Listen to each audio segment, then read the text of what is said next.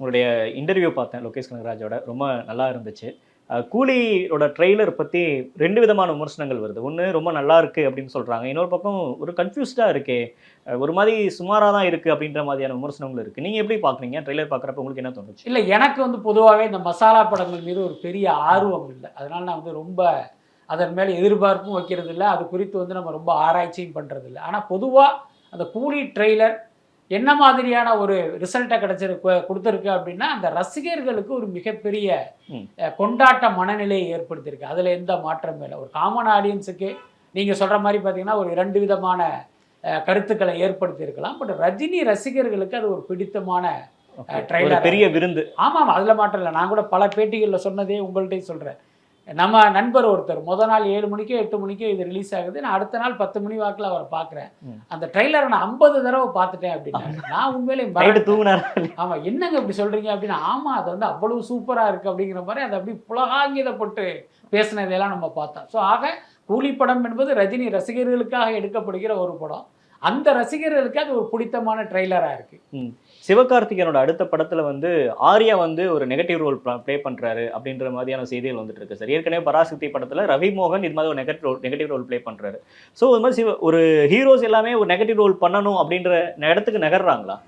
இல்ல ஹீரோக்கள்லாம் அந்த இடத்துக்கு நகர்றாங்கன்னு சொல்ல முடியாது. அதிக சம்பளம் தருவதாக ஆசை காட்டி, அவர்கள வந்து நெகட்டிவ் ரோல நோக்கி நகர்த்துறாங்க. அதுதான் உண்மை. இவர்களாக நகரல. ஏன்னா ஹீரோ ஸ்தானம் அப்படிங்கிறது சாதாரண இடம் கிடையாது. அதெல்லாம் அவ்வளவு சீக்கிரம் வந்துறாரு. யாரும் இழக்க மனசு வராது. அது ஒரு பெரிய ரிஸ்க்கும் கூட. அப்ப விஜய் சேதுபதி போன்ற ஹீரோவாக நடித்தவர்கள் ஒரு பெரிய சம்பளத்துக்கு ஆசைப்பட்டு அந்த நெகட்டிவ் ரோல் பண்றது, அந்த படங்கள் வெற்றி அடைந்தும் ம், ம். இவங்களுடைய ஹீரோவுடைய ஸ்தானம் வந்து எந்த சேதாரமும் இல்லாம இருக்கிறத பார்த்துட்டு, அடடா நம்ம கூட பண்ணலாம் போல இருக்கேங்கிற எண்ணம் வந்து மற்ற ஹீரோக்களுக்கு ஏற்படுது.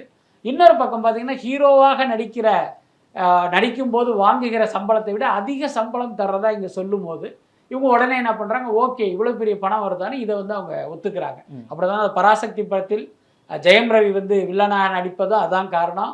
அருண் விஜய் வந்து இட்லி கடை படத்துல வில்லனா நடிக்கிறதுக்கும் அதுதான் காரணம்.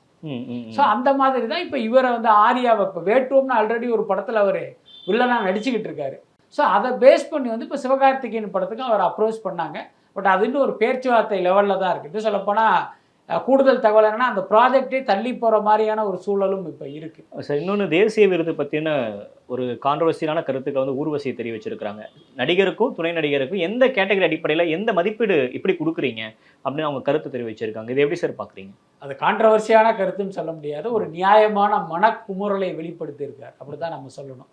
ஆனால் பொதுவாகவே நான் சொல்கிறது என்னன்னு கேட்டிங்கன்னா, இந்த தேசிய விருது மீது எந்த மரியாதையும் வைக்காதீங்க அப்படின்னு நம்ம மக்களை வந்து கேட்டுக்கொள்ளணும். அதுதான் முக்கியமான விஷயம். ஏன்னா உங்களுக்கு அது மீது ஒரு மரியாதை இருப்பதால் தான் அந்த அந்த விருதுகள் அறிவிக்கப்படும் போது உங்களுக்கு ஏமாற்றமும் வருத்தமுமே ஏற்படுது. நீங்கள் அது மேலே எந்த மரியாதையும் வைக்கல அப்படின்னா, இது ஏதோ பார்த்தீங்கன்னா ஒரு சபாவில் கொடுத்த விருது மாதிரி நீங்கள் கடந்து போயிடலாம்.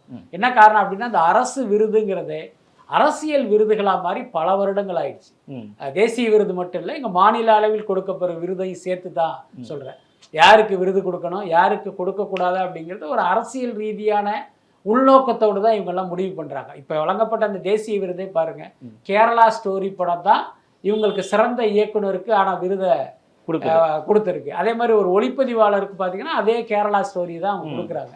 எந்த அடிப்படையில் நீ அந்த படத்துக்கு வந்து விருது கொடுக்குற? யோசிச்சு பாருங்க.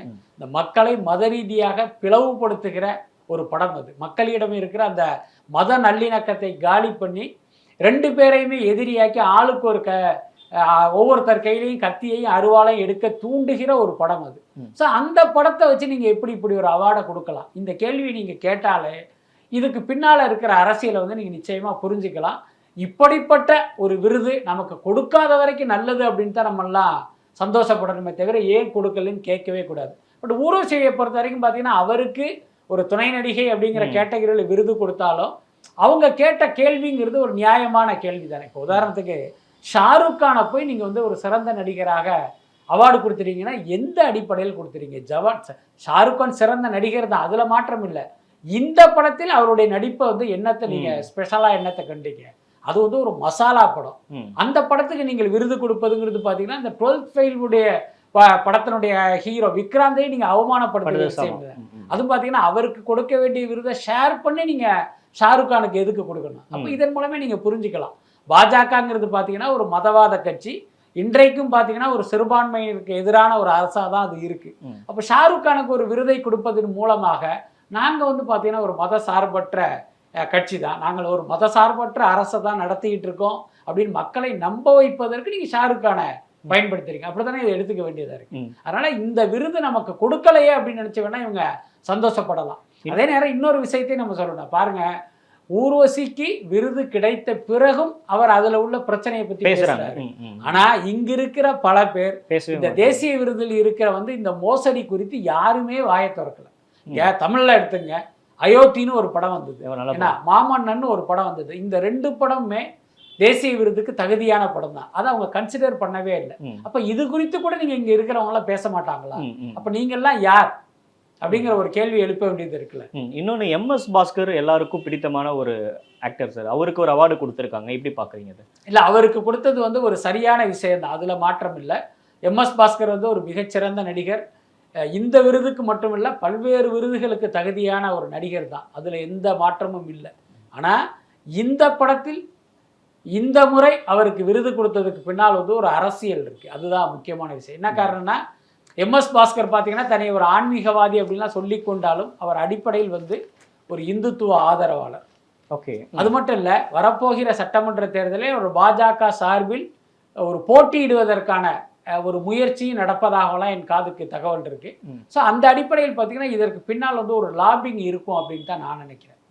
இறுதியா ஒரு கேள்வி சார், சிம்பு வெற்றிமாறன் படத்தோட அப்டேட் என்ன சார்? அப்டேட், படம் டிராப் ஆயிடுச்சு, அதுதான் அப்டேட்டு. அதே நேரம் அந்த படம் வந்து டிராப் ஆகலை, நாங்கள் ஆகஸ்ட்டில் ஆரம்பிக்கிறோம், செப்டம்பரில் ஆரம்பிக்கிறோம் அப்படின்னு வந்து சிம்பு தரப்பிலிருந்து ஒரு கம்பி கட்டுற வேலை வந்து தொடர்ந்து நடந்துக்கிட்டு இருக்கு. ஆனால் உண்மையில் என்னென்னா அந்த படம் டிராப் ஆகிடுச்சு. என்ன காரணம் அப்படின்னா, அந்த படம் தொடங்கும் போது சிம்பு வந்து என்ன டேர்மில் உள்ளே வந்தார் அப்படின்னா, ஒரு 10 கோடி ரூபா அட்வான்ஸ் கொடுங்க, பாக்கி வந்து படம் முடிஞ்சதுக்கப்புறம் ப்ராஃபிட் ஷேர் அடிப்படையில் நான் இது பண்ணிக்கிறேன்ட்டு தான் உள்ளே வந்தார். அதுக்கப்புறம் அவர் என்ன நினச்சாருன்னு தெரியல, திடீர்னு வந்து ஒரு பெரிய தொகையை சம்பளமாக சொல்லி அதை அவர் சம்பளமாக கேட்டால் தான் அது தானு வந்து ஒத்துக்கலை. என்னன்னா, நீங்கள் கேட்குற சம்பளத்தை வச்சு இந்த ப்ராஜெக்டை ஆரம்பித்தா எனக்கு மிகப்பெரிய நஷ்டமாக, அதனால் அந்த ப்ராஜெக்டை ட்ராப் பண்ணுறேன் அப்படின்ட்டு அவர் ட்ராப் பண்ணிட்டார். உடனே சிம்பு என்ன பண்ணிட்டார் அப்படின்னா, இந்த விஷயம் வெளியில் தெரிவதற்குள் வேறொரு தயாரிப்பாளரை பார்ப்போம் அப்படின்ட்டு இப்போ இந்த சித்தாரா என்டர்டெயின்மெண்ட் அப்படின்னு தெலுங்கில் ஒரு கம்பெனி இருக்குது, அவங்கள வந்து இவங்க அப்ரோச் பண்ணியிருக்காங்க. என்ன அப்படின்னா, இப்போ சிம்பு சொல்கிற சம்பளம், வெற்றிமாறனுக்கு ஒரு 25 கோடி சம்பளம், இதெல்லாம் சேர்த்தா அந்த ப்ராஜெக்டுடைய பட்ஜெட் வந்து 125 கோடிக்கு மேலே வருது. சிம்புவை வைத்து 125 கோடி ஒரு தயாரிப்பாளர் எடுத்தால் அது வந்து ஒரு பெரிய ரிஸ்க். இன்றைக்கி பார்த்தீங்கன்னா டிஜிட்டல் வியாபாரமெல்லாம் கிராஷ் ஆகி கிடக்கு. அதனால் என்னென்னா எல்லாருமே இது குறித்து யோசிப்பாங்க. சித்தாரா என்டர்டெயின்மெண்ட் என்ன முடிவெடுக்க போகிறாங்கன்னு தெரியல. ஸோ இதுதான் நிலவரம். நிறைய விஷயங்கள் பகிர்ந்துக்கிட்டீங்க சார், உங்கள் கருத்துக்கும் நேரத்துக்கு நன்றி. தேங்க்யூ, ரொம்ப நன்றி.